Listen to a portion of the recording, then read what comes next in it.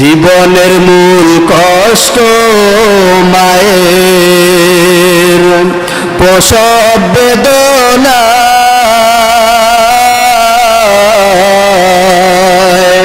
সাত আসমান সাত জমিন তখন মায়েরই মাথায়। জীবনের মূল কষ্ট মায়ের প্রসব বেদনা,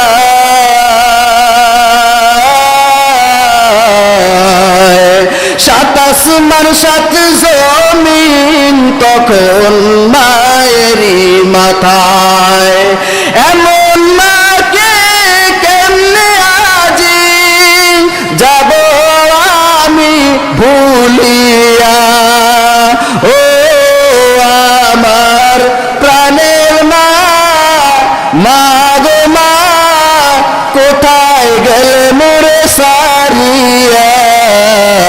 জনম দুঃখী এতিম আমি, চাই না কেহ ফিরিয়া।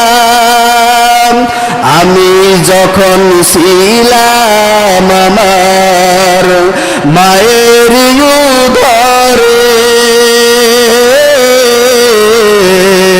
চলাফেরা করতেন যে মায়ে কত কষ্ট। মুসলমান ইমানদার আল্লাহর গোলাম, মা এমন একটা কষ্ট প্রসব বেদনার সময় এমন একটা কষ্ট অনুভব করে, যেই কষ্টটা মনে হয় যেন সাতটা আসমান ভেঙ্গে মায়ের মাথার উপরে চেপে বসে আছে। মা ওই সময় চিৎকারের আওয়াজ বলতেছে, আমার স্বামী কোথায়? আমার স্বামীকে ডেকে বলো। স্বামীকে হাতটা ধরিয়ে বলে, স্বামী আমার, তোমার সংসারে আসি আমি ভালো মতো খেদমত করতে পারি নাই। ও স্বামী, তুমি আমাকে মাফ করিয়ে দিও। এই বাচ্চা হওয়ার ক্ষেত্রে এমন আছে আমি মরিয়েও যাইতে পারি। এই কারণে মা, এত মায়ের এত দাম, এত দাম। এই সন্তান মার মনে যদি কষ্ট দিয়ে থাকো রে বাবা, ওই মা বাবার কাছে যায় ক্ষমা চাও, এক নম্বরে মায়ের কাছে যায় ক্ষমা চাও। আল্লাহ তাআলা তোমাকে বড় বড় মর্যাদাশীলদের কাতারে উঠিয়ে দিবে। বলেন সুবহানাল্লাহ। জীবনের মূল কষ্ট মায়ের প্রসব বেদনা,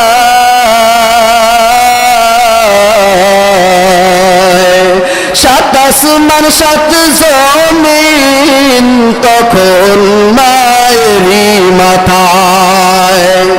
জীবনের মূল কষ্ট মায়ের প্রসব বেদনা,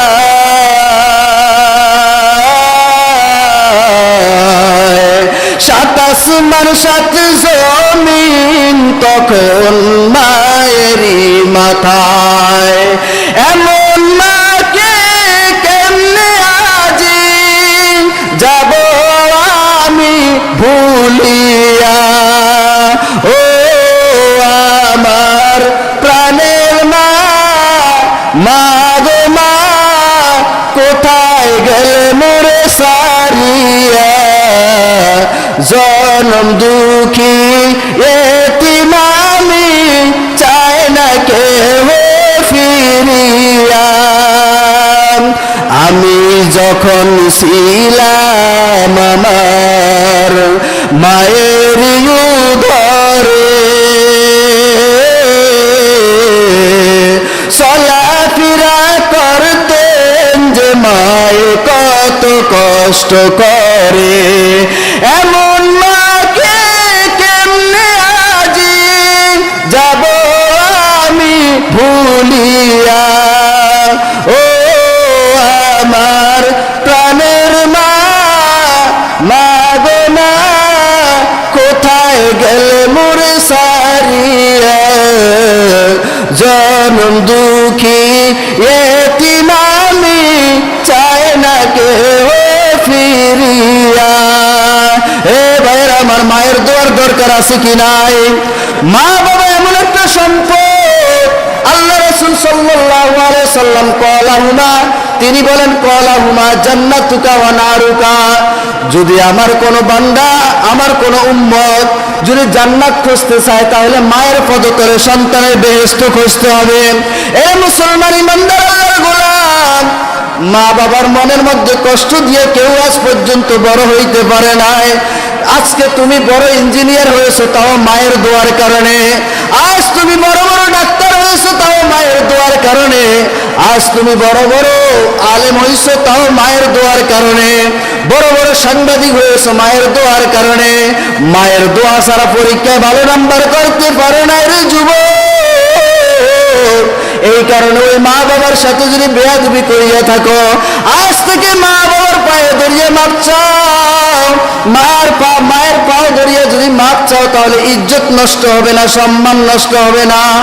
আজ মাকে বলে বুড়ি আর শাশুড়িকে বলে বহুত প্রাধান্য দিয়ে শাশুড়িকে আম্মাজান বলিয়া ডাকে। মায়ের এক বিরা পান কিনার মতো মায়ের কপালে এক বিরা পান জোটে না এমন সন্তান রয়েছে, আছে কি নাই? কিন্তু শাশুড়ি বড় বড় ফলের পোটলা ভাই, আছে কি নাই?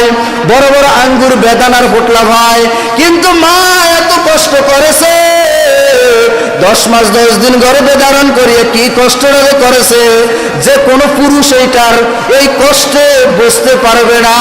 মহিলা নারী জাতিরা এই কষ্টটা বুঝতে পারবে। এ বাবা, এই কারণে আল্লাহ রাসূল সাল্লাল্লাহু আলাইহি ওয়াসাল্লাম জানিয়ে দেয়, ও সন্তান, যদি তুমি জান্নাত কামাই করতে চাও তাহলে তোমার মা বাবার খেদমত করে, তাহলে তুমি জান্নাতের কামিয়াবি হয়ে যাও। এর সন্তান, এ মুসলমান ইমানদার আল্লাহর গোলাম, আপনারা সকলেই জানেন ওই মায়ের মনে কষ্ট দেওয়ার কারণে রাসূলের একজন সাহাবী হযরত আলকামা রাদিয়াল্লাহু তাআলা আনহু মরণকালে কালেমা নসিব হয় নাই। হয়েছে কি হয় নাই? হয় নাই। রাসূলের একজন বিশ্বস্ত একজন সাহাবী আলকামা রাদিয়াল্লাহু তাআলা আনহু মরণকালে যখন মৃত্যুর শয্যায় পড়তেছে ওই সময় জবান দিয়ে কালেমা জারি হয় না।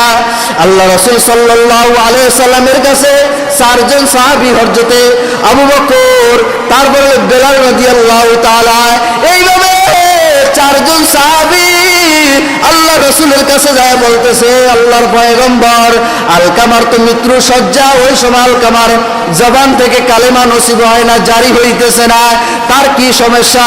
রাসূলুল্লাহ সাল্লাল্লাহু আলাইহি ওয়াসাল্লাম বলতেছে, সাহাবীরা, আলকামার তো সব কিছু ঠিক আছে, আমার সাথে একই দস্তরখানে খানা খেয়েছে, আমার সাথে একই যুদ্ধ করেছে, আমার সাথে আমার বিশ্বস্ত একজন সাহাবী, আলকামার জবান থেকে যে কালেমা জারি হয় না কেন এটা তো জানা নাই। আল্লাহ রাসূল সাল্লাল্লাহু আলাইহি সাল্লামের সাহাবীদেরকে আর রাসূলুল্লাহ সাল্লাল্লাহু আলাইহি সাল্লাম আলকামার মায়ের কাছে পাঠিয়ে দিল। পাঠিয়ে জিজ্ঞাসা করতেছে সাহাবীরা, হে আলকামার আম্মা, আলকামার জবান থেকে কেন কালেমা নসিব হয় না, কেন কালেমা বের হচ্ছে না, আপনি কি জানেন নাকি? কয়, আমি কিছুই জানি না।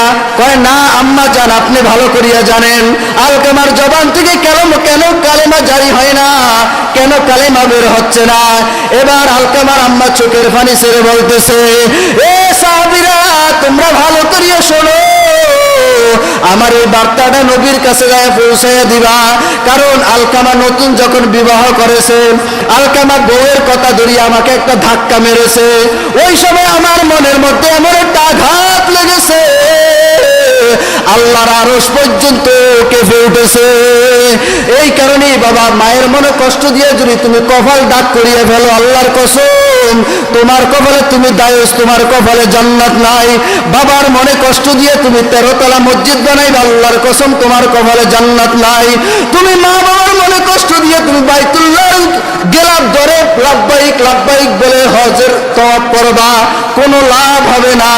একমাত্র মা বাবাকে তুমি রাজি খুশি করিয়ে যদি তুমি মসজিদ বানাও, নামাজ পড়ো, যা কিছুই করো, হজ করো না কেন, আল্লাহ তাআলা এর সওয়াব তোমাকে লক্ষ কোটি কোটি গুণ বাড়ায় দিবে। বলেন সুবহানাল্লাহ।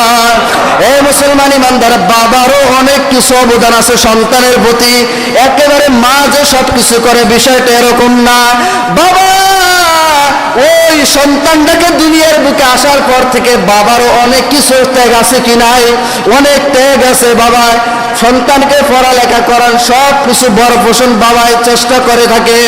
এই কারণে বাবাকেও সম্মান করতে হবে, মাকেও সম্মান করতে হবে, তবে বাবার তুলনায় মাকে বেশি প্রাধান্য দিতে হবে। এ মুসলমান ইমানদার, এই কারণে মা বাবার খেদমত দ্বারা তুমি বড় বড় সব কিছু তুমি দুনিয়ার লাইনে টাকার মালিক হয়ে গেছো। মাকে খেদমত করার দ্বারা তুমি এই দুনিয়ার লাইনে কোটি টাকার মালিক হয়েছো। মায়ের খেদমত করার দ্বারা, মায়ের দোয়ার কারণে তুমি এই দুনিয়ার মধ্যে বড় বড় অট্টালিকার মালিক হয়েছো, মেম্বার হয়েছো, চেয়ারম্যান হয়েছে, এমপি হয়েছো, মন্ত্রী হয়েছো। সব কিছু মায়ের এই খেদমতের কারণে, মায়ের দোয়ার বরকতের কারণে। খেদমতে মা দরফে দরকুন ইখতিয়ার, তাকে বাসি দরদে আলম বখতিয়ার। খেদমতে মা দরফে দরকুন শুভ শাম, তাকে বাসি দরদ আলম নেক নাম। আল্লাহ পাক রব্বুল আলামিন এটা একটা কবিতা কোন এক শায়ের গেয়েছে। এই কবিতাটার মধ্যে সূরা বনী ইসরাঈলের 23 নম্বর আয়াতের দিকে নজর পড়িয়ে গেল যে আল্লাহর ইবাদতের বাইরে কারো ইবাদত করবা না, আর তোমার মা বাবার সাথে এমন একটা আচরণ করবা তোমার মা বাবা যেন কষ্টের সাথে শব্দটাও বের না হয়। এ বাবা, আল্লাহর কসম করিয়া বলি, তুমি সুন্দরী বউ পেয়েছো, তবে তুমি বউ পাইয়া ঢাকার মধ্যে অনেক বিল্ডিং এর ভিতরে 10 তলা বিল্ডিং এর মধ্যে থাকো, আর তোমার মা এই গ্রামের কুড়ে ঘরের মধ্যে না খাইয়া দুকে দুকে মারা যায়। এ বাবা, কথা সত্য কিনা মিথ্যা বলেন? বলেন নাই তো। এই যে বৃদ্ধাশ্রমে আজকে অনেক দেখা যায় কোটি কোটি টাকার মালিকের মা বাবা আছে কি নাই? আমার সাথে সেই দিন ভোলা একজন লোকের সাথে দেখা হয়েছে, কান্না করতেছে আর ভিক্ষা করতেছে। আমি বললাম, মুরব্বী আপনি কেন কাঁদেন? দুইটা চোখের পানি সেরিয়ে আমাকে বলতেছে, হুজুর আমার কান্নার কারণ হলো আমার মনের মধ্যে দুঃখের কোনো অভাব নাই। আমি বললাম, মুরব্বী আপনার মনের মধ্যে কি দুঃখ একটু বলেন। কয়, হুজুর আমার 3টা ছেলে, একটা ছেলে ঢাকাতে ফ্ল্যাট বাসা ভাড়া করে বউ নিয়ে থাকে, মাসে অনেক টাকা কামাই করে। আল্লাহর কসম করিয়া বললাম, হুজুর আমার কোশ্চিন কালে একটু খোঁজ খবর নেয় না। আর হুজুর দ্বিতীয় ছেলেটা ব্যাংকে চাকরি করে লক্ষ লক্ষ টাকা কামাই করে, আমাকে একটা টাকাও দেয় না, আমাকে কোনো ভাত কাপড় কিছু দেয় না। এই কারণে আজকে আমি ভিক্ষার থলিতে নামলাম। হুজুর একটু দোয়া করবেন, আল্লাহ তাআলা যেন আমাকে ওই সন্তানদের থেকে বেমুখ করে, যেন আল্লাহ তাআলা আমাকে একটু সফলতা দান করে। আমি বললাম, মুরব্বী আপনি একটু দোয়া করেন আপনার সন্তানদেরকে যেন আল্লাহ তাআলা হেদায়েত দিয়ে দেয়। হেদায়েত দিলে হয়তো কোনো একদিন আপনার পদতলে তারা চলে আসবে, ঠিক কিনা? এই কারণে মুসলমান ইমানদার, আজকে সবচাইতে বড় দুঃখ আপনার আমার মা বাবা সবচাইতে নিরীহ হয়ে যায়, শ্বশুর শাশুড়িরা বড় আপন হয়ে যায়।